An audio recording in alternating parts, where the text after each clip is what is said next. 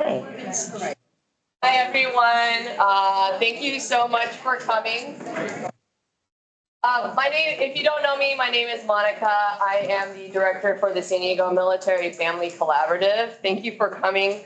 We're going to start our programming. Next slide, please.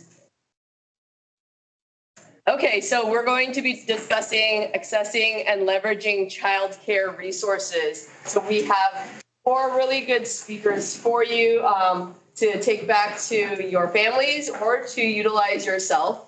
They're going to have a lot of good resources. Next slide, please. Okay, so today's agenda, we're going to have awards, recognitions, and introductions. We'll have the panel of subject matter experts and a Q&A session. So the panel, if you haven't been here before, what I love is it's a panel, but it's more like a fireside chat. So if you have any questions, just raise your hand so that it's a very fluid environment. We'll do announcements, our announcements, then we'll allow and give you the time to stand up and talk about maybe what programs you have coming up, or if there's any challenges that you're facing, or if you want any partnerships or you're looking for potential partnerships, you want to bring that up during that time so everybody can kind of hear and be like, oh, I want to network with that person afterwards. And then the last part is going to be that network and connection portion. Please. All right, some logistics. We are going to be, we're testing out a hybrid option today. So we have, we're virtual, so say hi to our online attendees. We have a few online. This convening is also being recorded, so please note that. If you do not want your face recorded, please go towards the outskirts of the camera, but also it's gonna look kind of tiny, so it's very hard to see people. Virtual attendees, if you have any questions, please type them in the chat. We have one of our council members that will answer the questions. Restrooms are just down the hall right there. There's only one. Coffee, snacks are back there. Hot water and cold water is that machine right there. The hot water, you got to press both the H buttons at the same time to get the hot water. So please note that. And then if you have a question, please speak loudly so that the mic catches it. And for the panelists, if you could restate the question before you answer it, that would be great because the mic is right in front of you guys. All right, next slide, please. Okay, so we have some awards and recognitions that we would like to do. Claudine Casillas, will you come on up, please? I get a paddle?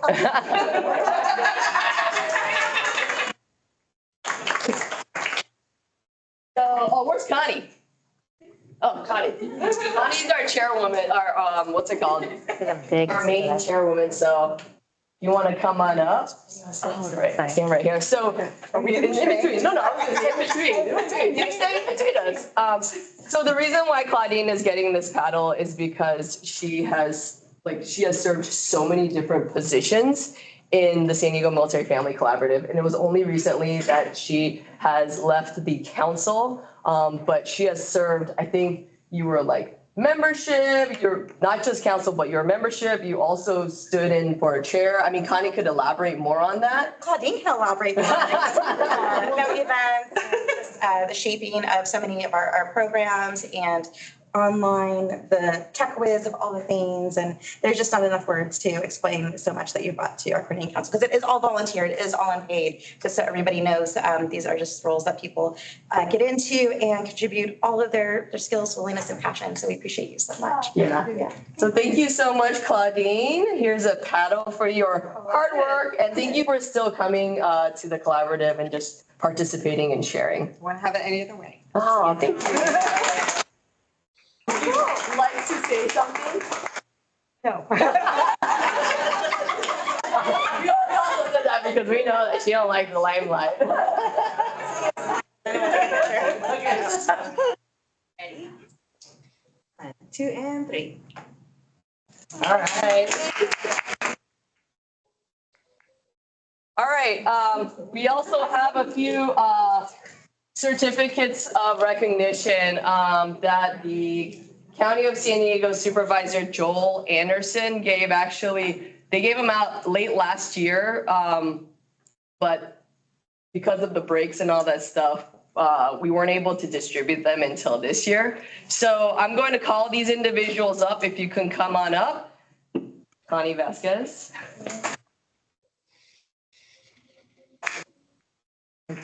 Heather Mate Francis.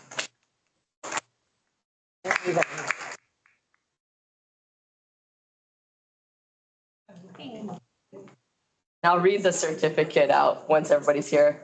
Claudine, you're getting extra love today.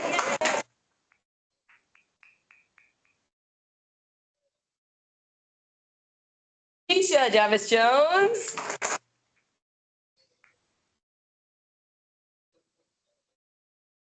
Last but not least, Abby.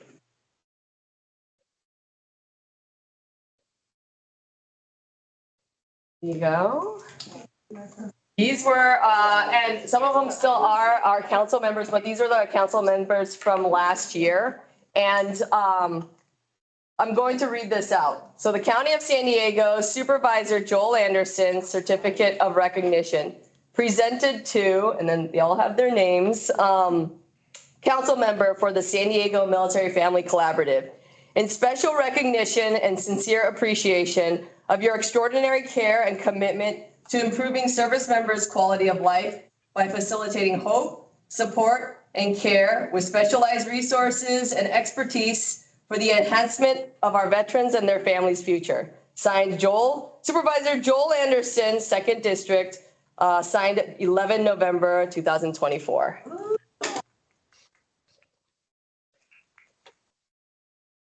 One picture.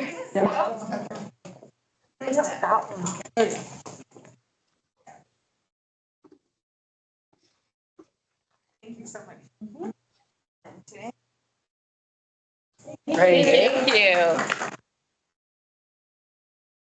Thank you so much.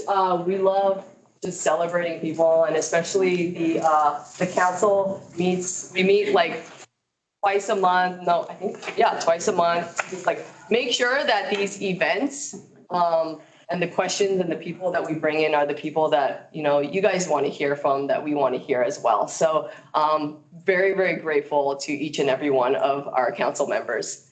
All right. Okay, we are going to do introductions. So we usually have an icebreaker, and this is going to be our icebreaker. Our icebreaker is to really introduce, everybody's going to pop up, not at the same time, but one at a time, pop up, and it's just your name, your organization. If you're not affiliated with any organization and you're a family member that's visiting, we'd love to know what branch. And if you are a childcare provider, if you provide any type of service relating to childcare, or you have any type of stipends, or you can help with support, please mention that. This is so that people can know you and be like, ooh, I want to talk to that person during our networking period. So I guess, do we want to start with our panelists, go this way and kind of weave ourselves around? All right. My name is Nicolle Aguiluz. I work for the Armed Services YMCA. We are a childcare provider, and we provide all sorts of childcare services from ages 18 months to 14.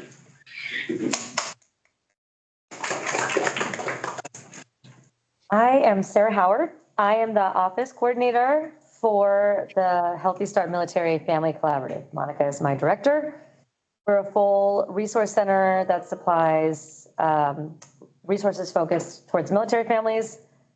I'm a Native veteran spouse, an expert in the field. So if you ever need to be pointed in a direction, or if you think I need to know you, please introduce yourself, because I'd love to connect. Morning, everyone. My name is Pamela Salgado. I am Senior Director of Early Childhood Programs for a company called TOOTRiS. It's a San Diego-based organization. We have no wait list and subsidies, income-based eligibility subsidies for children 0 to 12. And I look forward to speaking with you and sharing some insights. I am Mary Hodson, and I am the Regional Program Coordinator for the Yellow Ribbon Fund. We do not provide childcare services. I already introduced myself, so we'll go here. Good morning, everybody. My name is Vicki Castro, and I work with Navy Base Point Loma, the Fleet and Family Services. We do a little bit of everything over there. And if you have questions, you can ask Judy. I like it. Hi, everyone. I'm Liz Davis. I currently serve as the president of the FRG for the USS Alexandria. I am a mom of 6. I'm the person that you guys are talking about that needs a lot of the resources. Yep. I'm a stay-at-home mom because childcare for 6 kids is outrageous. Especially I have a 2, 4, 6, 8, 10, and 12-year-old. My spouse is currently deployed. But we're always looking for stuff to give our other spouses. We actually have a meeting coming tomorrow, so anything that I take from here today, I'm definitely gonna pass on. And this is my lovely ombudsman who brought me here today. Hello, I'm Dominique Hayden. I am the ombudsman for the USS Alexandria. Like Liz said, our boat is currently deployed, so we have a lot of spouses who are kind of taking on that single parent role right now, and their childcare is definitely an issue that is constantly brought to me. So this means a lot to our families. So thank you all for being here. Good morning, my name is Connie Vasquez. I'm program manager of family member employment. Working for ASYMCA. I work with our military families and dependents to help them in the areas of career development. Just as you mentioned a moment ago, sometimes we have to talk about those things of can I afford to go back to work? And listening and learning about all your great programs to do childcare will definitely help leverage the resources. MCCS has a lot of great programs. I don't directly work in childcare programs, but I think is here that works with programs. But yeah, thank you so much. Hi, I'm Susan Evening. I'm just here volunteering with our families. So I'm not exactly sure about any child programs that they have, but I can know who to ask.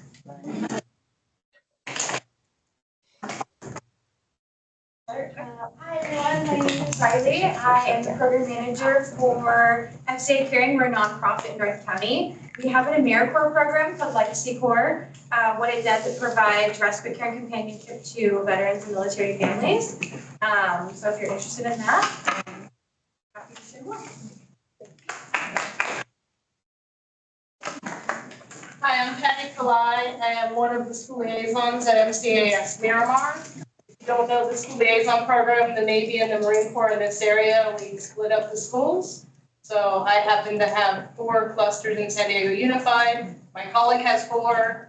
MCRD has 8 total. And then the Navy also, we share San Diego Unified. And then I have 12 other school districts, actually 13, but I don't sometimes count Spencer Valley because I don't have any military families there, outside of San Diego Unified. So we service TK to 12th grade, mostly public schools, but we also help families if they need information on homeschooling and or private schools. Good morning, my name is Nisi Martin. I'm also here from Miramar Air Station, Miramar Air Station. And I'm with the New Parent Support Program there for the Marine Corps. We're a multidisciplinary team and we provide education and resources and support for families who are expectant and have at least one little one, 5 or younger. So we don't provide any childcare, but we are always looking for those resources for our families. I'm glad to be here. Hello, my name is Heather Mateo Francis, and I'm with Operation Homefront, and I'm a director with the housing program. Hi, everybody. I am Sarah Rondon. I am Director of Program Development for Your Safe Place, the Family Justice Center, the Downtown Family Justice Center. What we do is service our clients who are victims of domestic violence, sexual assault, sex trafficking, elder abuse, any type of intrafamily violence. We are there to provide a multitude of services. I left brochures and flyers back there. We obviously don't provide childcare, but there's such a need for our clients. So that's one of the reasons I came out today. It's my first time, so thank you. Hello, everyone. My name is Michelle Paulus. I work with the Exceptional Family Member Program at MCRD. Connie is one of my colleagues down there. We don't provide childcare with the EFMP, but we are having a navigating childcare workshop coming up in April. So we support the community region, so it won't be just for childcare just in San Diego, but for those of you who are going to go out into the country and stuff and look for childcare, we'll have national resources as well. Thank you. I have flyers there. Thank you. Good morning, friends. My name is Nicolle Aguiluz. I go by Abby. I'm a community school coordinator over at Hancock Elementary. If you're not familiar with Hancock, we sit right in the middle of military housing. So we provide services and education to 98% military connected families here at Hancock. And I'm here to really just make connections and bring the resources that you all provide to our families over at Hancock. Hello, everyone. My name is Al Arden. I'm your friendly neighborhood employment specialist in the VA support housing program. It's good to see some familiar faces, some faces that I haven't seen in a while. That's my day job. At my night, I'm a peer and family advocate, connected military family individuals and family members to resources out in communities. Yes. My name is Jennifer Pereira. My company is Our Benefits Coach, and we provide employment opportunities to military spouses that no matter where duty takes you, you can take this career with you. It also has the flexibility. So if you need to pick up your kids, drop them off for school, you become a spouse deployed. And so now you are, doing this on your own for a little bit, we have that flexibility. And we also have programs with the DOJ that will actually pay for licensing when you do move to another state nationwide. Yes, thank you. We're a full family, yeah. Fleeting family from Naval Base Coronado, and we work for Vivi. We have members of our EFMP team here, as well as our Work and Family Life. We cover a wide variety of resources, but of course, helping our families connect with childcare resources in San Diego is a big part of what we do, and especially within the Exceptional Family Member Program. So, yeah. If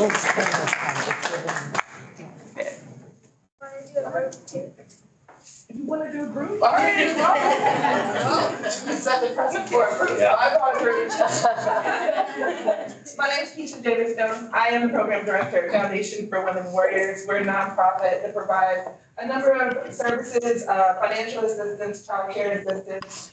We also have a warehouse full of goods as well as additional resources, which is why I love being part of the council, bringing additional resources to all the women who served. We support women on active duty as well as veterans, guards, and you don't forget reservists. And these are my newest team members. I'm Catherine. I'm a social media designer at Foundation for Women Warriors, and I look forward to meeting you all. I'm Kathleen. I am the inventory and warehouse coordinator for the warehouse that has the products for donation. Awesome.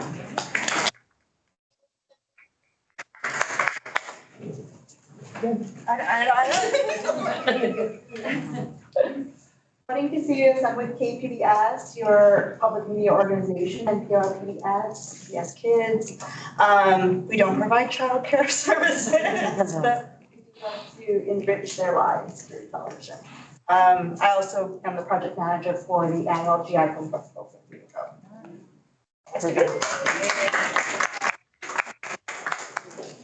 Good morning. I'm very happy to be here with everyone. I am Norman Kyle. I work for San Diego Unified School District, and my job is to connect families with resources. And I'm believe everybody here has already gone, correct? So Lini, I think you're the last one. Oh, okay. Yay. Hi, my name is Lini Koria. I work here at SAY San Diego. I've been with SAY San Diego for a very long time. I won't say how long. But I'm with the Child and Youth Development Program, and we do provide childcare through our fee-based license programs. We also have an in-house or in-office childcare program that's located here for both infants and preschool, starting at 6 weeks all the way up to 5 years old. And then we also work in partnership with San Diego Unified School District with the Extended Learning Opportunities Department to also provide services to school age and middle school students through our prime time programs. All right, thank you everyone for introducing yourselves. I love the fact that there's just a great mix of people, and I also love the little that makes me happy because that means something's like clicking and you're like, ooh, I'm gonna have to talk to that person. So I love that because the networking is such a key component to this. All right, so we're gonna roll right into the panel. Ms. Keisha she's our moderator, and she will introduce and moderate the panel. Of course, right? Of course I am. Thank you. All right, I'm just gonna stand just because I like to move around.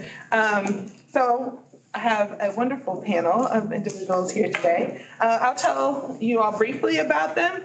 But I like for people to introduce themselves just because I feel like you all know yourself best and you want to share as much as you want to share. So I'll start here. We have Nicolle no, I said it wrong. Nicolle. Why do I think it sounds wrong? Okay. Nicolle from Armed Service YMCA. She's the program manager for the Family and Youth Enrichment Program. She has 5 years of experience working with military children in childcare. She's a valuable member of their team, and she's starting her journey as their youth leader. Awesome. We have Sarah Howard from SAY San Diego, the Military Family Resource Center. She has been there for a number of years as well, correct? No, I haven't been at the center for a number of years. Okay. This position didn't exist till June. Oh, since June. But I've been working with the Navy for 20 years. Awesome. So she's been working with for 20 years? With the military families for 20 years. She is a native of San Diego. She's a military spouse, and she totally understands the unique needs of supporting the military families. So thank you, and we look forward to hearing your experiences. Then we have Pamela, who's with TOOTRiS. She just told you a little bit about the program, but she's also a military spouse who just retired after 34 years on active duty. She's a mother of 2, and she's had to navigate the unique challenges of the military family firsthand. She's the senior program director of early childhood education program with TOOTRiS. And then Lini, who you just heard from, is the Senior Program Director of Child and Youth Development at SAY San Diego. She wouldn't tell you how long she's been there, but it's been over 30 years. She's been working with families with San Diego Unified School District with their school age fee-based and licensing program, and as well as prime time. So thank you for being here. So I'm gonna just start with if you all, each one could tell me about the programs that you offer and the process of being able to apply for the services that you provide. So in the Armed Services YMCA, we offer our after-school program. It's called the After School Achievement Academy. We only serve 4 schools, Miller, Hancock, Vista Grande, and Tierra Santa. We offer transportation, so we have a bus. We go pick them up, and then parents pick up at our facility located in Santa Road. It's right across from Liberty Military Housing. And then we also do Operational Learner. It's a toddler mommy and me class. It's an hour long. We offer at different locations, Gateway, NTC, and then Murphy Canyon on our facility. Actually, Sarah's was one of our. I was a parent there. A parent of the program. And we also offer seasonal camps when we are aligned with the San Diego Unified School District calendar. So when they're on break, we offer our camps. We're currently in the process of building our new childcare center. So we can expand our programs and we can offer it to more children. Childcare during when school breaks is very much wanted. And so we're working to provide that. We are set to open in a few months. So exciting. Things are happening. And we also have the children's waiting room at Navy Medical Hospital. We don't run it, but we pay for the fees. They have their own process. I believe the process of that is you apply with them and then all we do is pay for it. So they send us their. Yeah, the waiting room's the drop-in for 5 hours. It's a 5-hour drop-in. Yeah. You go and you can fill out the form on board. On board meaning on the location. So the process goes through them and we just pay the fees, but we do offer that. We are currently working with our center to get licensed so we can provide subsidized fees. We're trying to get with the Navy Fee Assistance Program. Nice. So we can help families like that. So, but our process, we do interest forms. We give priority to dual military families and then single military families. Yeah, what do we do? Yeah. So I have a fully functioning resource center. So I don't actually provide childcare services. I do host a once-a-week play group to create community connection and community engagement. But what I do with regards to childcare is help families find network, and I try my best to warm hand them off. Like we have a long-standing relationship. If I hear of somebody in the neighborhood, I will hand them off. Just go see my friends over here or my friends over here. Also, we are trying to focus our energy on being able to help military families actually do the labor of applying for things. Sometimes we recognize that transitions are overwhelming and task paralysis is a very real thing. And so we are starting to advertise and emphasize that you can make an appointment with me and I will sit next to you and we have an extra computer and we will help you with your paperwork and just demystify the process surrounding all the different things that you have to do to find childcare. For me, sometimes just from a personal experience, that was a big deal, just being overwhelmed by the idea of something. And then we have all of us who are experts and are very familiar with things, just identifying that we do this every day and they don't. How can we as a center help? So if you ever have people, you guys, especially the ombudsman in here I want to speak to, families get overwhelmed and then they shut down and then they get stuck in a cycle. And so our center is trying to bring community engagement, community connection, and just a very easy way for families to just sort of transition. Even if they don't actually need help doing the paperwork, they just want to involve some parallel play. They need to be somewhere else outside of their home. We're trying to make a living room for that. Also, I'm here because I'm a resource hub for things and I have so many connections. It's really easy for me to take all the overwhelming amount of resources and information, listen to what somebody's saying, and then give them the Reader's Digest version, a very tailored resource page or, so that's what we're here for. Awesome. Thanks, Sarah. I appreciate that. I have a few more questions for you as we continue to get started. But can we talk a little bit about TOOTRiS, what you all do and who would be eligible for your program? Great. So TOOTRiS is a San Diego-based company.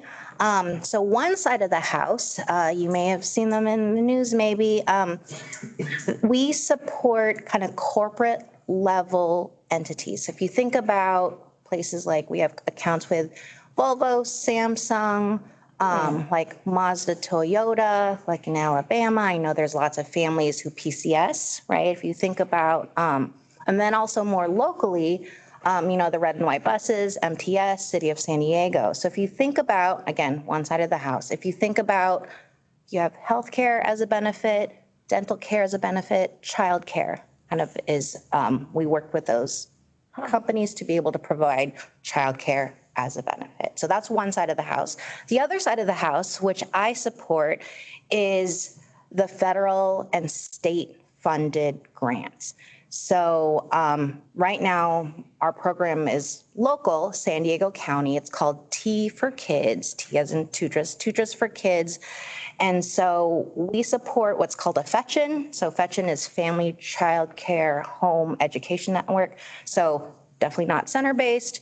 Like if you would like a family child care, you can enter your zip code. What are the licensed family child cares in your neighborhood, right? Do you want it where you live, or do you want it like next to the place of employment, like around bases? So again, San Diego-based company, but really kind of an education or a tech company. So if you think about it as a platform for a network of over 220,000 providers in the US. So not only family child care homes, but center-based programs, after school care, right? Like children only go to school, they get out at 2, what's gonna happen from like 2 to 5, right? And so, and then also like in the summer kind of camp. So just kind of think about it as Yelp, right?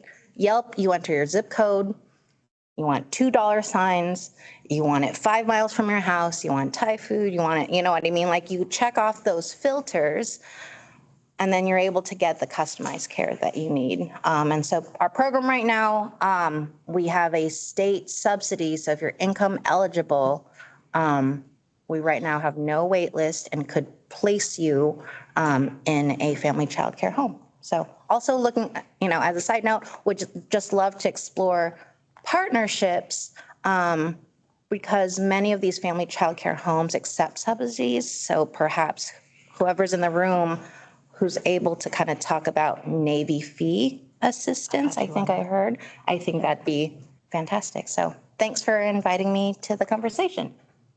Thank you. All right. So I'll talk about our licensed fee-based programs. Right now, we currently have 15 fee-based license programs that are sprinkled within San Diego Unified School District. We're located on school campuses, so the students that attend those schools can then come to our programs after school or even before school if we have a before school program. We have 2 preschools. One is located at Jerebeck Elementary. And like I said earlier, we have a preschool located here in conjunction with our infant program. And we have an online portal that we use for registration. It's open to any parent as first come, first serve. However, when we start our new fall registration for the new school year, we typically give currently enrolled families that are in our licensed programs priority registration, and then to our waitlist families before we open it up to the general public. And that's usually probably like a 4 to 5 week process where we start with current priority, waitlist priority, and then we open up. And that's gonna start on March 24th for our current families. For our in-house program that we have here, we typically don't start registration again for that until around July or August, but registration is open year round. If there's space available and you're looking to enroll right away, we're happy to help families do that. We do offer military discounts. We offer sibling discounts as well. We also work with a lot of alternate payment programs like CDA, YMCA, Child Care Aware, also with the military, MCCYN. Right now, we already have the Navy connection. We're working with another family that is from the Marines because each branch has their own process for using their funds to reimburse providers for childcare. And so we have to submit a different application for each one. So we only do that as parents come to us, but right now we currently have the Navy branch that we're working with, and we have an application submitted for a family that is in the Marines too. For our primetime programs, we have 31 primetime programs that are also located within San Diego Unified School District. Those programs, just like our licensed programs, are located on school campuses. We offer before and after school programs at most of them. It mainly depends on the bell times that those schools offer, whether or not we have a morning program or what the need is, or even what the contract and the grant is that we receive, because the primetime program is funded through an ASYS grant through the state of California, as well as an ELOP grant. And so with those funds, they determine at each school how many students we are able to serve. And so once we max out those numbers, then we also have a wait list. They are starting their application. So we don't do the registration process here at SAY. We're not the only provider for prime time. There are many other providers. So we offer 31. There's 144 schools within San Diego Unified Elementary, Middle School, TK through 8 that offer prime time at their location. So each provider will have access to this information. On April 14th is when the district will send an email out to all the families that are at these schools that have a primetime program so that they can get a link to go ahead and apply. But there is a priority as far as who gets in first. And it's usually homeless foster youth, low income, anyone who's eligible for free and reduced meals at the school, and English learners. Anything after that will be enrolled as space is available. And again, depending on how large or small the contract is at that school to serve those students. I think I covered most of it. Three of my questions.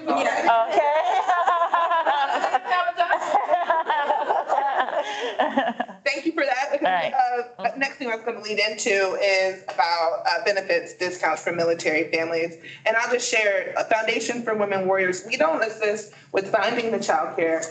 So that we do refer to TOOTRiS often.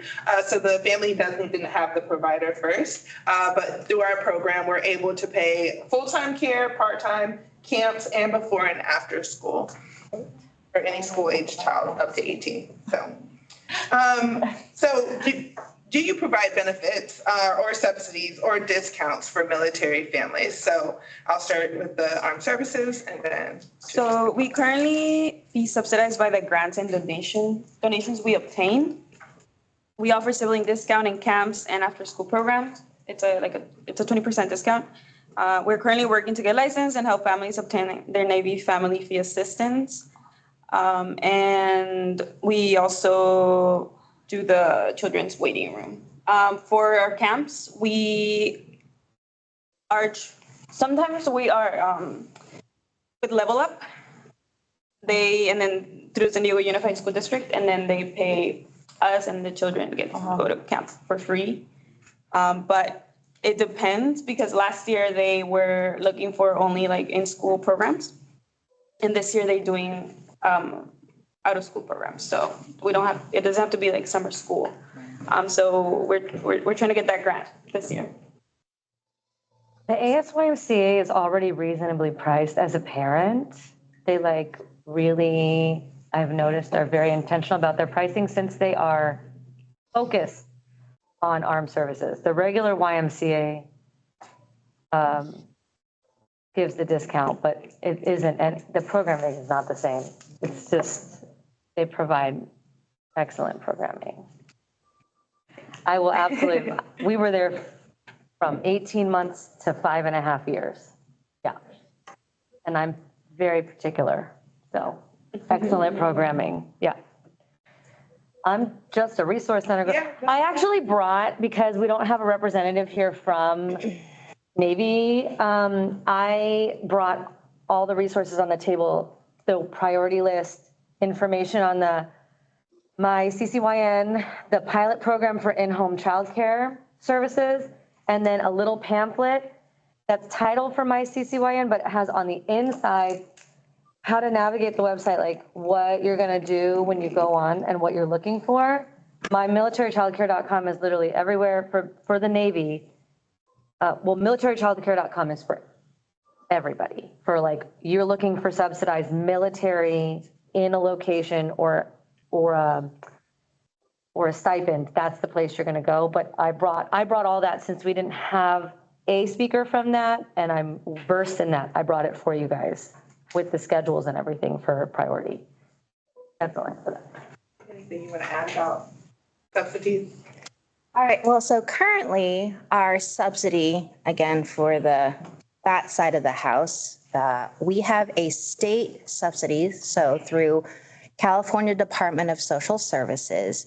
So if you're income eligible, if you're, well, not in this case, well, children in foster care, if a child has an IEP, then you have priority, right? If you have, if one of the parents is, one or both parents are in the military, then they get assigned, if you think about points, right? And the higher number of points you have, the higher on the wait list you'll be. So being in the military, you'll definitely get looked at sooner, right? Definitely have priority over there.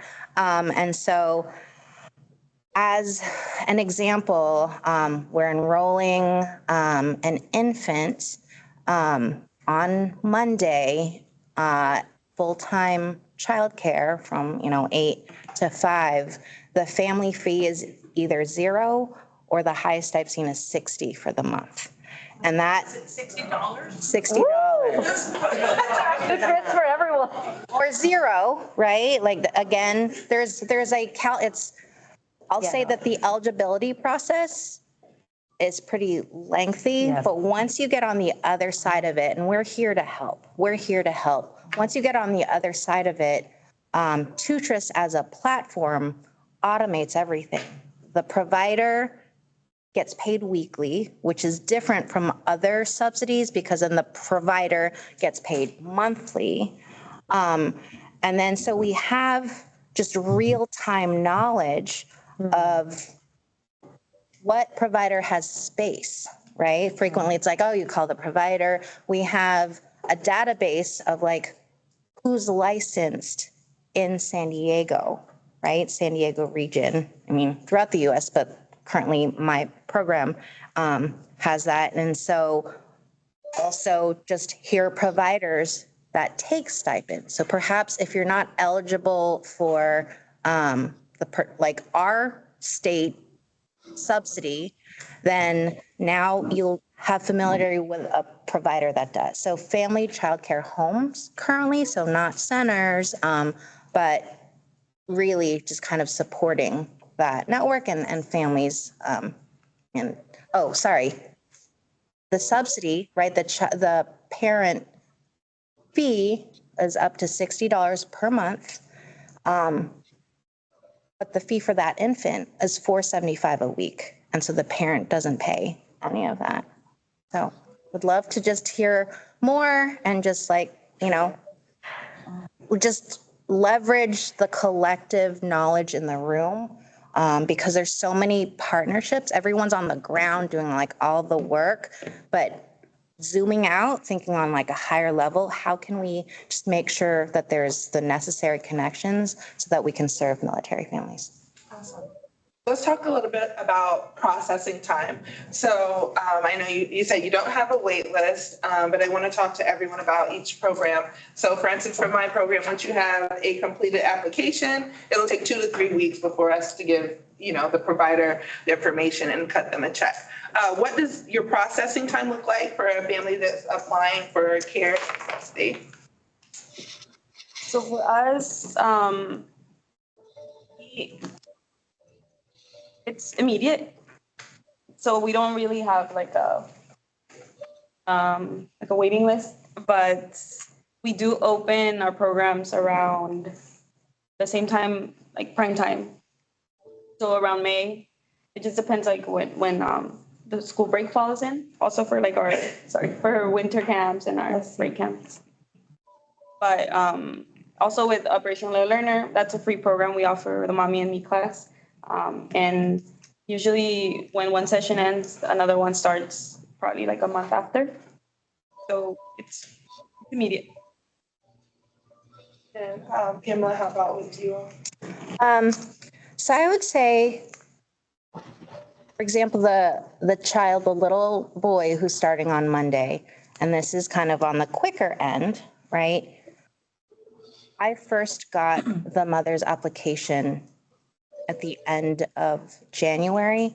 And really, if she wanted to start sooner, it would have been like about a week or two. And the reason for that is she was super responsive. The reason sometimes it gets super stretched out, right, like 8 to 10 weeks, is because we're not getting the forms quickly enough. So that's kind of the pinch point. Like, if you don't get us your stuff, then help us help you. So she could have been in the childcare even sooner than March the 3rd, but her child was currently like at a center that required 30 days before termination. So again, just we're able to be and then kind of float you to the top of the wait list, depending upon just the different categories. So I would say anywhere, if you can do it quickly, anywhere from like a week. And then if you already come with your desired family childcare provider, to as long as you want to kind of stretch the process out. Yeah. I would say for us, we have 2 in-house enrollment specialists who can help parents by email, phone calls, or online. Typically, I would agree with Pam. Yeah. That once we get paperwork, it's a fairly quick process. Yeah. Typically, it could be 24 to 48 hours, not days, 48 hours for a parent to get in. And it kind of also depends on what the parent needs are and when they actually want to get in. When we have a wait list, it's hard to say, but as long as space is available, we can get parents in pretty quickly as long as we have completed paperwork from them. So. I'm going to switch gears a little bit and talk about like the parents' experience. So I know, like, for myself, when I found out I was pregnant on active duty, they're like, put your name on the wait list right now. Literally. Right? And that still doesn't mean you're going to get a space. You might get waitlisted. Well, you're active duty. You're going to go back to work regardless when that date hits.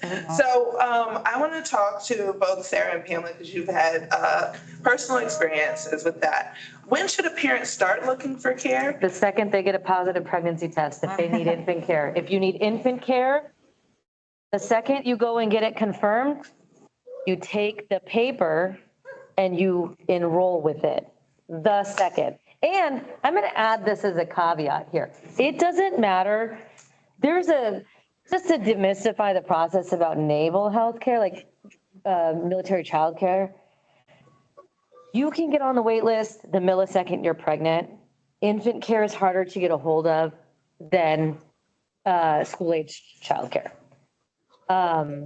So that being said, a lot of people think that you're not going to get in if you're you can apply if you're a dependent of active duty and you're not working but you're seeking employment, or you're gainfully employed and you're on maternity leave, you're still a priority. So just because you're not like dual mill or solo parenting, like you're still high up there. You can even do it if you're not actively, you just like you're thinking about going back to work or getting a job at a certain time when your child is, in that first year of infancy and you want to go to work. You should still put your name on the list no matter what, because the worst you can do is just say, no, thank you. I'd like to push my date out. And then you keep pushing your date out. You're still floating within priority. So each priority section So you're in your section, in your priority. So you should do it no matter what.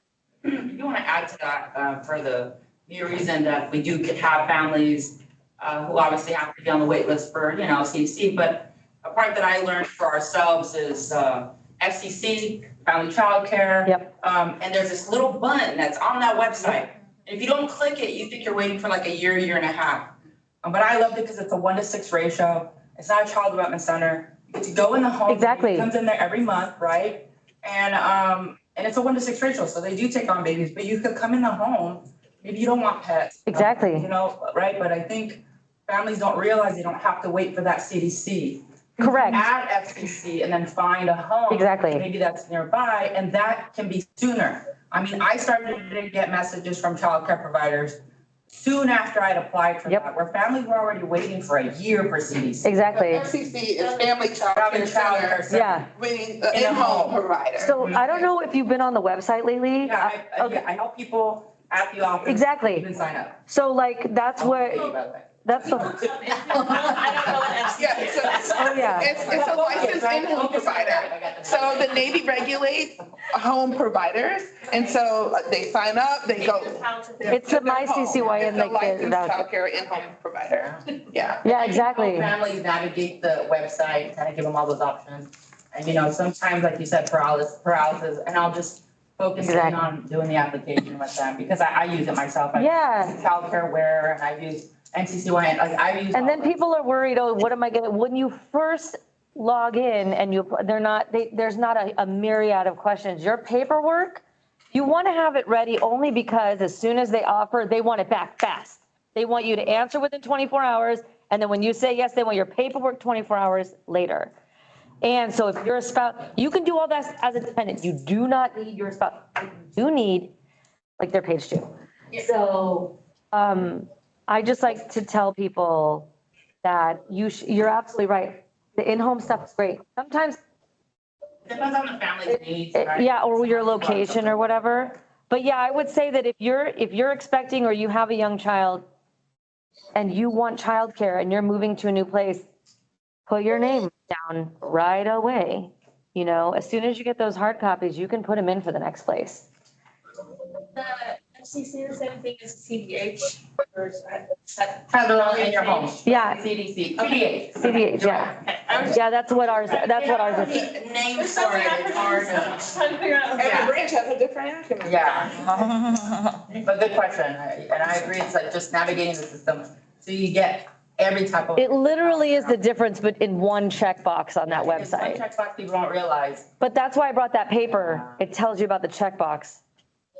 Pamela, anything you wanted to add to? Well, I will say I'm in agreement with Sarah, right? Once you know you're pregnant and you have a projected birthday, like get on the lists that you need to get on just to give you a runway, right? Just to give you that lead time. You can always decline. Or adjust your date. Yep. And then just to kind of add on, I'm hearing my CCYN, is that correct?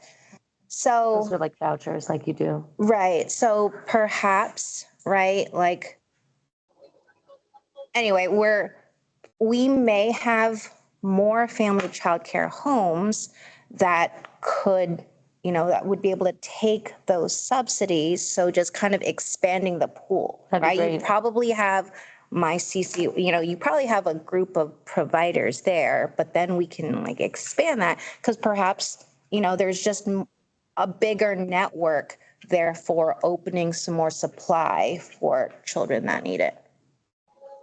And there's more than just military subsidies that are out there, like I mentioned. Right, like the state subsidy. We have a state subsidy, Yeah, and we serve a lot of those families, they're with us, and majority of them don't pay anything. Don't pay anything. And if they have a family fee, it's minimal. Like Pam was sharing earlier, less than $100. It can range depending on how many students that they have that are in the program too. I can tell you what I was paying last year at the CDC with a 5-year-old, because my 5-year-old is a cusp 5-year-old, right? So last summer I had an E6 at 9 spouse, right? And last summer we were paying 162 a month, I think, at the CDC, and that's meals and 12 hours a day. 12 hours a day. I can tell you I paid way more than that. Yeah. Not here, but when I was active duty. I don't know, like, yeah, there's opportunities. I didn't realize that. Okay. So like, that's 12, I think it was 162. And it went up to like 187 a month or something. But anyway, it was, but it just, and that's gonna slide, right? Because at the time, I'm a disabled parent actively seeking employment, right? So we got in, he was a little older, it's easier to get in. The younger kids are gonna cost a little more, and it's gonna slide based on rank, time of service. People who've been around longer are gonna pay more. And yeah, so that's 12 hours a day. You choose your 12 and you can take them out and then bring them back. So it could be like you go 7 to 2 and, So the reason why this conversation is also important is just the cost of care. So I guess, Pamela, you work with so many, can you meet at the average cost of infant care right now? I know it, but just for those in the room that don't have infant care. So family childcare homes, right? That's what I have right now because many centers don't. The mortgage payment. Yeah. it is a mortgage payment. You're absolutely right. So this program, I've seen anywhere from $375 for infants, right? And that's 0 to 18 months to $500 a week. A week, yes. So Where's that? All right. $24,000 a year. And just open question, anyone in the room that helps, you mentioned that families sit down and go through militarychildcare.com, please raise your hand, just so those in the room know that, talk to these individuals, because it is difficult sometimes to navigate. So we want to make sure you have those resources. I just wanted to add to, and I don't think I said this out loud, and if you don't know, prime time is free. And also elementary schools are serving 4-year-olds now. Yes. And so, yes. And if you're planning to apply, even if you don't have one of those priorities I mentioned earlier, you should still do it as soon as it opens up. It doesn't hurt for you to just go ahead and apply. Because if for some reason it does open up and there's another person that has the same, time or date thing, they're gonna go by the dates and times of when you applied when it comes to the rest of the wait list. So just another thing to think about if you have those school-age students or middle school students that are attending the school that has prime time. San Diego Unified calls it prime time. If you're in another school district, it's gonna be called something else. So just make sure you find out what that process is in that, in that county. I have something to that as school liaison that I've seen. Some schools have prime time and then they have a paid program. Yes. We have families that do not apply for prime time and they're doing the paid program because they think it's better. I'm like, sometimes it's even like the same provider. Yeah. So like my son went to We are David, the same provider. now he's in Korea, it's YMCA. Yeah. But it's like, I don't know, I had that at some of my schools and I'm like, have you ever applied for prime time? And they're like, no. Yeah, always, it doesn't hurt. Do it, and then if you don't want it, you can decline it. Or, some of my schools have huge wait lists for prime time, but I always encourage. Hancock does. But Harvard, none. The hours for prime time because of their grant are a little more strict. Like, I can pick my son up at 2:30 and school gets out at 2:10 for prime time. Correct. There's attendance requirements, So that's the only difference if you're. But yes, there are multiple programs. Sometimes it's not just a licensed program and a primetime program like say. We are at some locations where we are the provider for both, but there's also other providers that might be offering different programs too through the school. And I can help you find them. On a side note, if you got a school-age children who is about to be 4 for the next school year, San Diego Unified School District opens up their enrollments March. Now you can walk into your school office and register and register and get information. That's the best. Honestly, you'd think, oh, I'll go online and do no, just the best way to do it for San Diego Unified is walk into the school office and be like, I got a baby, ready to go to school. Yeah. Any TKs or kindergartners, they always register early. Yep. Don't wait until the new school year. Kindergarten's already open this year and it's earlier than TK. So it's- Yeah, TK opens this month, right? In like a couple weeks. Depends on the school. Okay, cool. Maybe those dates next week. There's 2 Zoom meetings for TK as a district whole, not school site, but the whole district. Great. I would attend those. I would love to. I would also just throw out another resource for getting through the process. These 2 ladies are able to assist, but there's also Operation Childcare Project.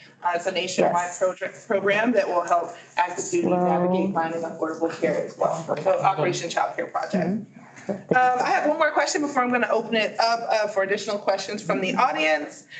So can you speak to in your program what supports you have for children with special needs? For us, our staff are KIT trained. So KIT stands for Kids Included Together. We also provide inclusion aids for our summer camps.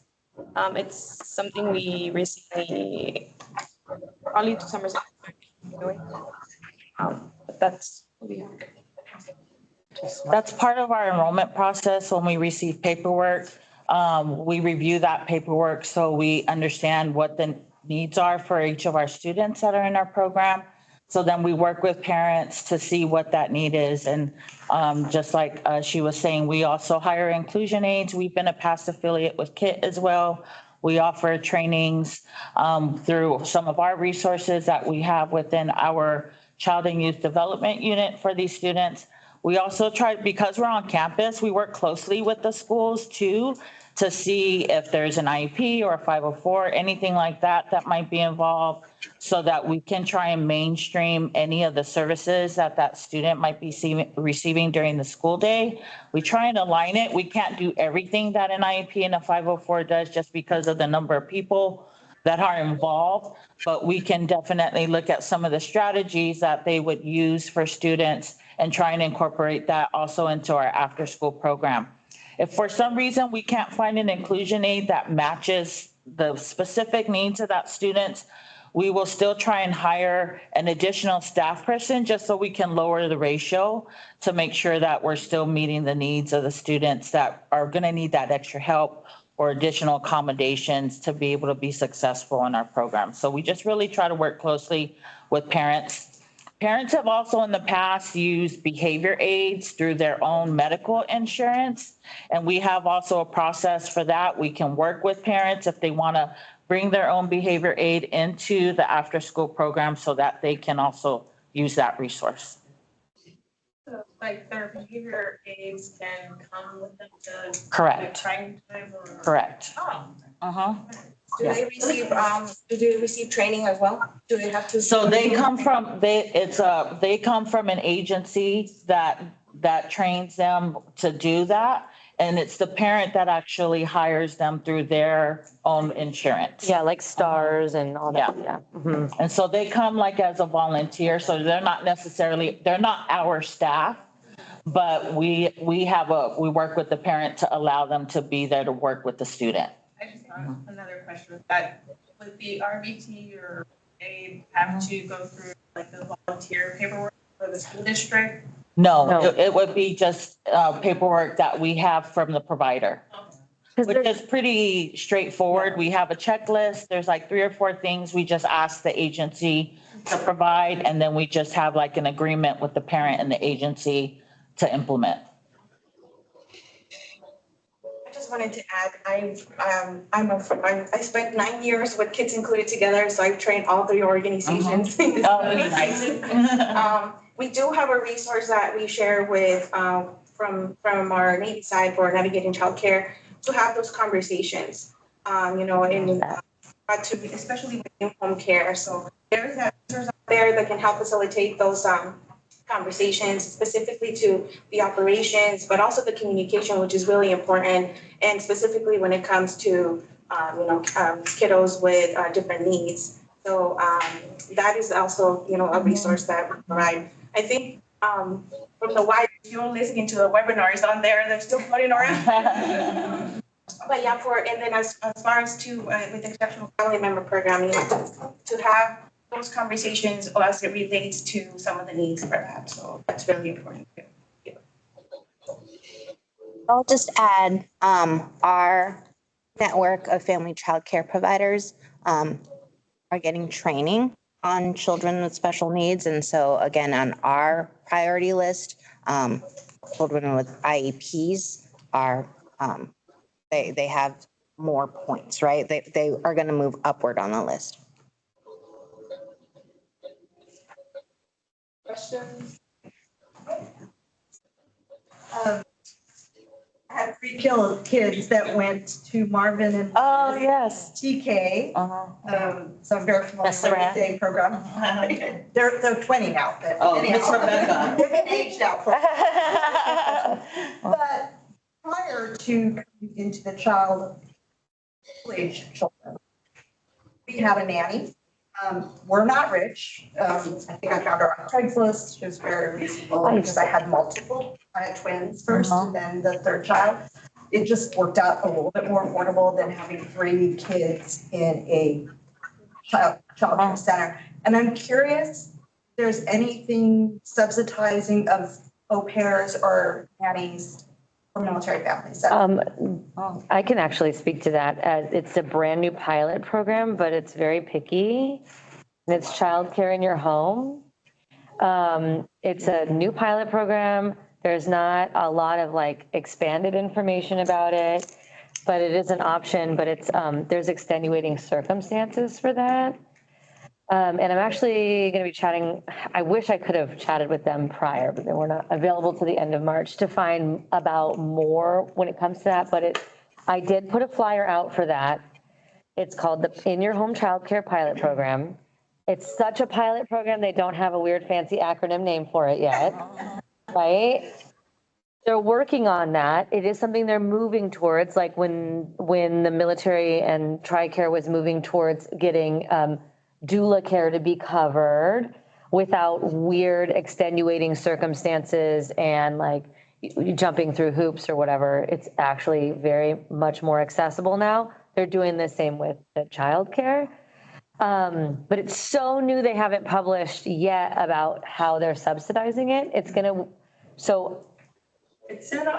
website. Yes, it is. I've thought about using it with like my mom, right? And as long as the provider doesn't live in your home, they're over 18 years old, they basically would be a 1099, right? So their days off would be, based on you and the provider. The wait list is pretty lengthy. It is huge. It's about a year, usually. But if you plan ahead, like you said, I think it's a great program. It's only certain cities that are high dense military that are providing that care. It is on that website. You could always apply and maybe in addition while you're, waiting, try FCC or CDC so that when that time comes and all that paperwork, even a childcare provider that you would pay, like you said, we have a great babysitter that I would totally do, but it's not in Riverside County per se at the time. It would only be in San Diego. Yes. And I am very particular also. So again, I think that program is huge. It would have been available at the time that you had. I'm hoping it expands. It could be as long as they don't live. So even if it's like like my son is over 23, like I would prefer him watch his siblings. But if he lived in the home, that wouldn't work. Yeah, correct. Makes sense. It has to be someone who doesn't live in the home. Unlike respite, where you can, like, if you have a special needs family and qualify for respite, they could live in their. This would be anybody who would take. So respite care provider can live in the home? Yeah, you can be your own. You can be your own kid's respite provider. Like because okay. So I could be. You could be your own sibling. Like if you're a grown person. So for instance, I'm my nephew's respite provider. Like not now, but I was. So when they like respite it's hard to find a respite provider. You can actually get your respite provider respite certified. Yes, that's true too. They can have background. They can have the same address. So like I was living. Yes, yeah. So, but it's theoretically my brother could be my son's respite provider. Yeah, if they're over 18. and met the qualifications as a respite provider, but that's not the same with, yeah, so also different qualifications. I have a question. So I attend North Coast Church, which is mainly North County. There is, our main campus is in Vista, so we work with Camp Pendleton a lot. Right. And there actually is a Facebook page that is specific to that, like babysitters in North Coast. And there are a ton of, I think, military families not only looking for care, but also who are offering their services, like to become a That's June Care. So is there, do you work with that? Is there a way to, like, if they do that, to help them become part of your list? So I can actually, I'm not the resource center, I did grab that list. Okay, so there's a couple things they can do. If they're an actual certified in-home childcare provider, they can apply to accept the voucher program. If they're not, there's a real neato website called June Care. Yeah. Okay, and this is just me giving a resource because I have them in my brain. It's a service that matches working parents with stay-at-home parents in their areas to provide care. It's a matchmaker. Yeah. Okay. So that would be who I would pitch. It's very unlikely that all those families are licensed childcare providers. That would be. Got it. It's like childcare dating. Yeah, there you go. Yeah. And like more kids. Yeah. More kids in the home. Yeah. And then they'll kind of split up the cost. Does that make sense? Yeah, you could probably find Nanny Share. I used to be a nanny. I used care.com and I stopped using care.com. I was a Craigslist nanny, you know? Hey, no, it wasn't. We would have had so much fun. I had my own child and decided, I don't think I really like children that much. I run our playgroup and I love the children, but I do it so that because I love the parents. I was one of those parents where I needed reprieve. So everything I do, even though it looks like it's for the kids, it's really for the parents. Because I want them to be able to doom scroll their phone while their children play in a locked yard while I watch them and I interact with everybody and they can talk to other people, like totally different. But yeah, care.com, you can use that. That's if they want to go through background checks. June Care has, it's a service matching provider. I've gone through the website a few times. I've never needed to actively use it. It's definitely on my list of things to explore further, but that's what I would use. Thank you. Like I have a quick, I also homeschool my children on top of everything, just because childcare was expensive. Yeah. My husband's always gone. But do you guys work with any charter schools? Because we homeschool with charter school here. And we do have some homeschooling families like in our group. And so a lot of the times we don't get to use a lot of the resources that they're talking about. I do know who you can use, Boys and Girls Club. Oh, yeah? Mm-hmm. Okay. Because I know like my kids, they want to do the YMCA stuff and You can. School does work with some, but I'm wondering like how you guys were saying that theirs is it's better and it's more tailored to military kids. Like I would love for my kids to be able to access that. So do we work with charter schools as in? For like after school programs? Academy, yeah. So like we go through there, they give us money. Is that a school that you guys are currently working with or? For after school, no. For camps, we don't usually have like you're saying they pay for your care. But we could work, we do work with them, with vendors, yeah. Okay. So it's not a no, but it's. We just have to, that was the thing I was looking for my kids to be able to do something. And the school will pay for it, but I have to make them a vendor. So if you guys aren't a vendor, then I'd love to get your contact info. So Yeah. we put vendor my kids in. We work directly with your contact and then they pay us and. Yeah. And then you guys are fine. Good question. 10 out of 10. If you can't get into ASYMCA because they have limited programming because they're smaller right now, I cannot say enough good things about the Boys and Girls Club of San Diego. Yep. Keisha, can I add one more thing? So I love just learning new things. So June Care actually came into our office. Okay. Is this tea?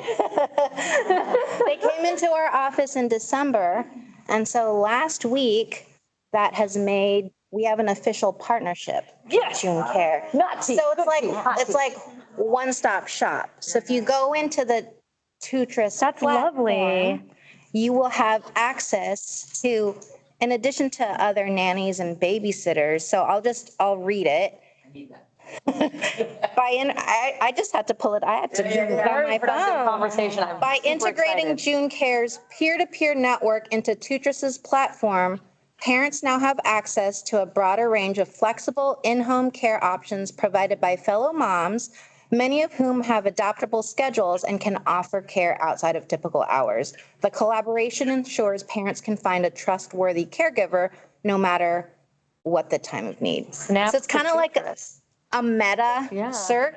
So it's not just like, look at June Care. You can have the broader TOOTRiS platform that not only looks at centers, family childcare homes, but now you got nannies, you got June Care, you got babysitters. So just, I have cards in the back. I have like flyers in the back. I got fancy little pens. But just all the way to serve. Awesome. Yeah. Yeah, that was gonna be one of the next things. Yeah. Also, we talk about like extended hours. Yeah. Most active duty don't work, the normal 9 to 5. Yeah, and we have one extended hour, like. We also, have duty and things like that. Can you all talk about any programs that you have that can assist with that? For us, I know like we refer to a helping hand because they're able to have in-home care providers come to your home, but they're licensed. And so their providers are hired by them, and because they are a licensed facility and they handle all the licensing of the provider, my program can pay for that. So we assist families with that. So can you all talk to any extended hours programs that might be out there that you all connect families with, and any financial support for those programs? I'll start. So kind of like I was saying in the very beginning, it's kind of like Yelp, right? You click your filters. So if you need after hours care, extended care, as kind of an example, the Mazda Toyota partnership, there are parents who are in second and third shifts, right? Similar to duty, right? You're going to have night duty sometimes. So if you want to go on the website and you've got an infant, but you also need after hours care, just click that box. And the search that comes up is going to be those centers, well, whether it's a center or if it's a home or, what kind of provider has that option, it'll come up for you. A curated list, right? Like your Thai food locally, like $2 signs, right? So all of our programs are typically open until 6 o'clock.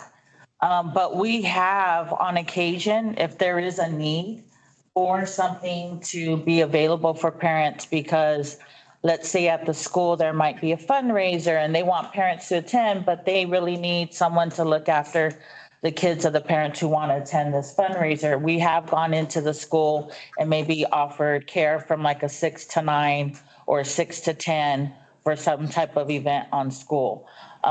We have put it out a couple of times, and it's just a matter of getting enough parents that want to use it sometimes. So we don't have it on a regular basis, but when we hear that there's a need, we're able to pivot and offer something for parents if there's enough of a need to serve. Yeah.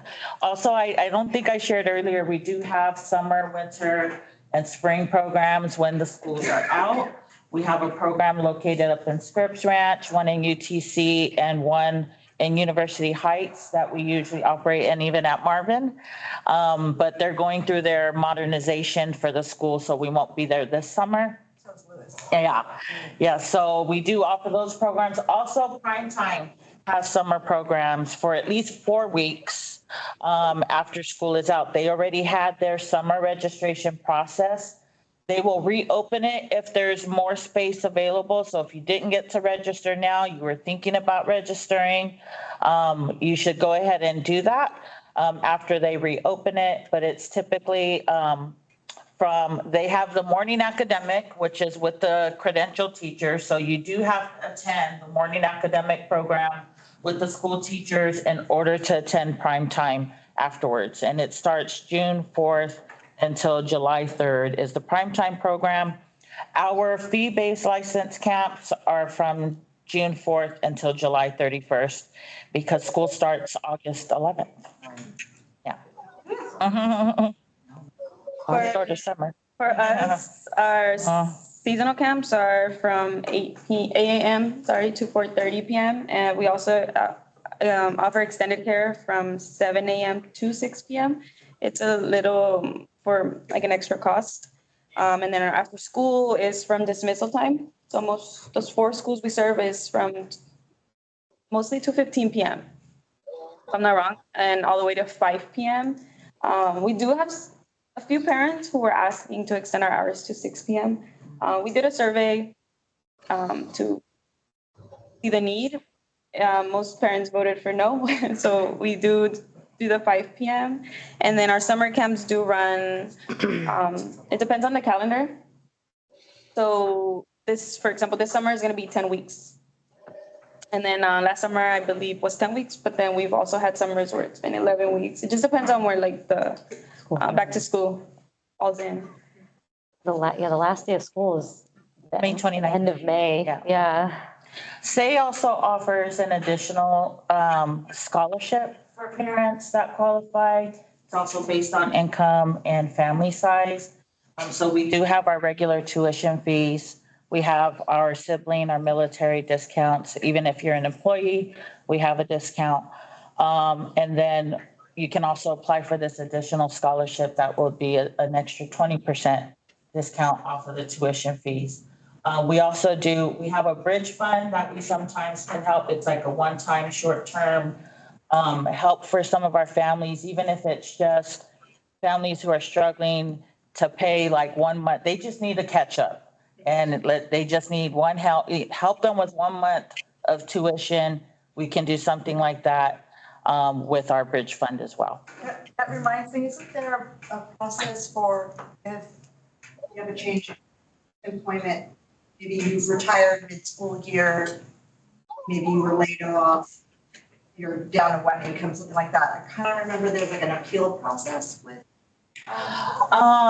It might be through alternative payments if that's what you're using. With us, typically, if we've already honored it'll stay with you for the rest of the school year. And then every year you would just apply for it again. If anything has changed then that's when we'll capture it. I do want to add for the military childcare, if any of that happens, they give you 90 days to look for work, so they'll only tell you only get a month because they try to tell me that too. But after having a gap, you get 90 days, and if you get out an extension, at least with the program, that's a big help for me. But if there is some layoffs and a spouse is looking for work, they give you 90 days that they can still use the program. Well, you could use the program after 90 days. Your priority will shift. Yeah. And then when your priority drops, they give you 45 days if somebody needs your spot. So really, there's a very large grace, or you can say you've changed, you lost your job and you want to switch. You're either actively looking for work or now you're going to school. You just change your priority level and it just changes like your level of, yeah, absolutely. So much grace though. I'll say like if anyone was to apply through our program, we don't have an income-based program. I've even had up to say 06s apply for our childcare. Legal fees, right? Things come up. Yeah, absolutely. It costs people money. And so we also, as an organization, want to fill a gap to make sure the military family is not struggling. I like that a lot. All right. Well, thank you all so much for your time and expertise. I will hand it over to Monica to close out. Thanks, Keisha. Thank you everyone for speaking and thanks for the fantastic questions. Just wanted to close out real quick and then you guys can use that the time to network and really connect and get, additional information. This is just a teaser for you to come up to the people that spoke in the audience and up here. So for our 2025 monthly lineup, we have, I think we have copies. Yeah, we have copies of this lineup back there at the flyer. Oh, Connie's holding it up. So if you want to take that back with you, then you can know kind of what all the different topics that we're going to be talking about. For next month, it's going to be on the move, preparing for deployment and PCS. So that's going to be a really fun, I think that's going to be a really good one. So please, please feel free to take a flyer. Next slide, please. And then also please consider joining as a member. So one of the perks of being a member is that you get to do a membership kind of like a spotlight every month. If a member is so inclined or really is super into that topic, we can spotlight you. Also, you'll get emails that are saying like, hey, we've got this tabling opportunity, or we got this opportunity, or we got this partnership opportunity, or like if I get free tickets for something, the members will be getting an email saying, hey, here's an opportunity that you could either pass along to your families or you can utilize yourself. Next slide, please. All right, so this is the community announcement section. This is your time to either pitch your programs, or if there's a challenge that you are facing and you're like, hey, I'm looking for this, can someone help me? We're getting the hive mind. And then also the time to be like, hey, this is kind of what I'm thinking about. Is anyone want to partner with us or, want to chat? So we'll just popcorn it. If you are interested in speaking, please have it like a minute. Please raise your hand and then I'll call on you and then we'll take it from there. Connie? Hi, good morning, everybody. I'm actually going to be speaking on behalf of the collaborative. We are looking for future space for our monthly meeting. So if you happen to have an easy, accessible location for up to, let's say, 40-45 people with technology types of access and resources, please let us know. As you maybe know that you attended in the past, National University was really great about hosting us, but they're under construction for at least about a year or so. So that won't be a space that we'll be going back to. And it's been wonderful to host us, but this room will not be available next month. So we have been aggressively looking for locations. But please let us know. I know, like I wouldn't get it necessarily because you have to do the whole visitor planning and all access. So I think installations, if it's on base, is something that we're kind of not looking at, just to kind of share that. If it's anything off base, easy access, ideally metro area, Mission Valley-ish area, for those that can come from the southwest. So, yeah, email Monica and appreciate it. Thank you. Yes, so again, Jennifer, for our benefits coach, I do actually or actively have a position available. So probably about part-time, about 20 hours. Again, the flexibility, it's mostly going to be during kids at school, business days, business hours. So I do actively have a position available. So I would like to connect, of course, with you ladies as well. And then on your basis, I am open to doing maybe nighttime get-togethers with the spouses to kind of go over the opportunities as well. I am available to do that. We need that. We currently have our sign up out for our spring equestrian experience. Oh, yeah, camp. they have a horse camp. Yes, we have a ranch up in Pine Valley. My flyer is back there too. Our operational learner session, this one, winter is about to end, and our spring one's about to open as well. Flyers out for that one, and our 2025, 2026 interest form for after school is also out. It's also back there, and we are currently hiring for part-time program leads for summer camp. We love military spouses, so that it's also up. Hi everyone, again, my name is Riley. I'm SA caring for a nonprofit in Brick County. We recently have launched a program for AmeriCorps called Legacy Corps. What it does, it provides respite care and companionship services to veterans and military families. So it's on the opposite end of childcare, but we are looking for resources and avenues to recruit volunteers to become AmeriCorps members to serve and give that respite care to caregivers so they can have that necessary break. It comes with other benefits of training, being a part of the alumni, and then also their network. So if you have any places that we can just spread the word. I'd love to hear what you guys give me ideas. So yeah. Perfect. All right. Any other folks? Okay, great. Actually, I do have one. I normally don't do announcements for people that aren't present, but this is, they can't make it to the convenings even though they want to, because that's when they do their warehouse oftentimes during this time. Oh, the Rotary. The Warrior Family Warehouse, which is the Rotary in Camp Pendleton. They operate like 50 Friday mornings a year, and that's where they supply Marines and their families with basic items. So apparently, like they're. Oh, and furniture. Yeah. I got a real great share from there. Exactly, not just Marines. What's it called? It's called the Warrior Family Warehouse, and they're located on Camp Pendleton. If you want to follow them, their website is Rotary Camp Pendleton. That's their. And they have And that's in social media. Yeah, oh yeah, you gotta bring your own truck. Bring your own truck. They won't deliver it to you. We also have, last month, we created a one sheet of just kind of like some lending locker alternatives, and they were on it. So their contact information is there. So if you're looking for their contact information, you can get it from there as well.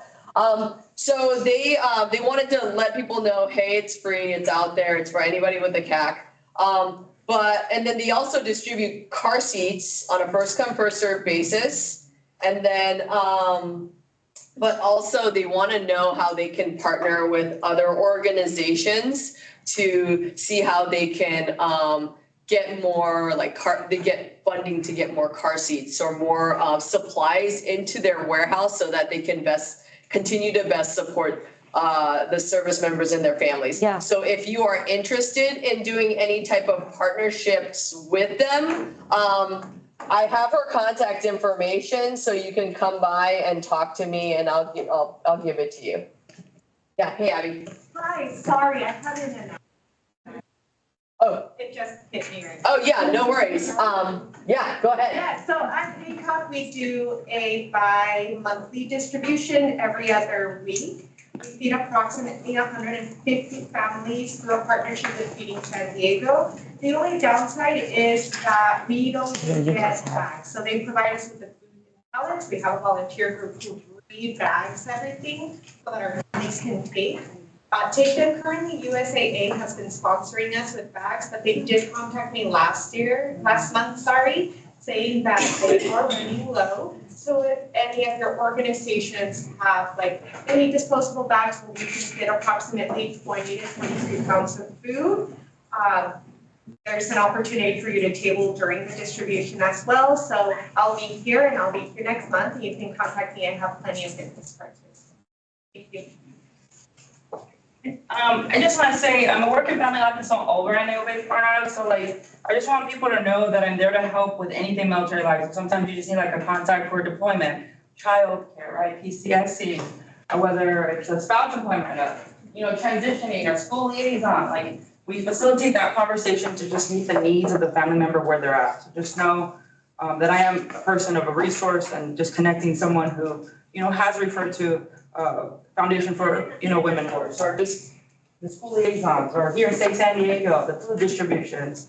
So again, my goal is if you have a resource that you can provide me that I can give to the families. I'm learning always what's available. So please share.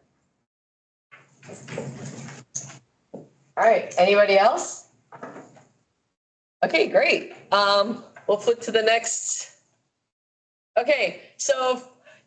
Just a heads up, next month, like Connie said, next month, 2025, to be determined on the location. So please check the social media, check our websites, just to make sure that you're at the right place. Because if you come here, it's gonna be crickets. We're not gonna be here. We're not gonna be here in March and April, but we're hoping that in 2026 it'll be a little bit more stable. But for 2025, we're just gonna have to go off the seat of our pants. So thank you so much for your patience on that. Also, we do updates on MailChimp. So I send that email out. So if you put a government email when you registered for that kind of like updates and stuff like that, you're probably not gonna get our emails, and you're probably thinking, they're never sending emails. It's because the government emails, I think, block them. So in order to get them, I would recommend utilizing a personal or a non-government email. Like January, we sent out the video along with some flyers, and some people were like, did you send it? And I was like, yeah, we sent it out, but they just didn't get it. Same thing with this one, the recording of this convening, along with, we grabbed a bunch of flyers, we're gonna put it in one PDF and tack it on, will be found via that email, that email that's gonna send out. So please make sure that you've stayed updated. Okay, so you can do our post survey either online here or via paper. This will really help us know, like, how did we do? What did you like? What did you not like? What speakers would you like to hear from? That really gives us that feedback so that we can continue to shift and change to kind of, make sure that we're meeting the needs of the community. So please feel free to scan, or I'm gonna start passing these out, do like a hard copy. Next slide, please. That's it. Follow us on social media for the latest updates, and also we would love to have a photo. If you are camera shy, that's no worries. We'd love to have a group photo here in the front. So after this, please come on up so that we can take a photo. Thank you so much for coming, and please connect and network with everyone. These are adorable. Oh, we'll grab several. You better believe. Let me shake your hand. Sarah, Nice to meet you. Nicolle. Nicolle. I would love to connect. Yeah. Monica.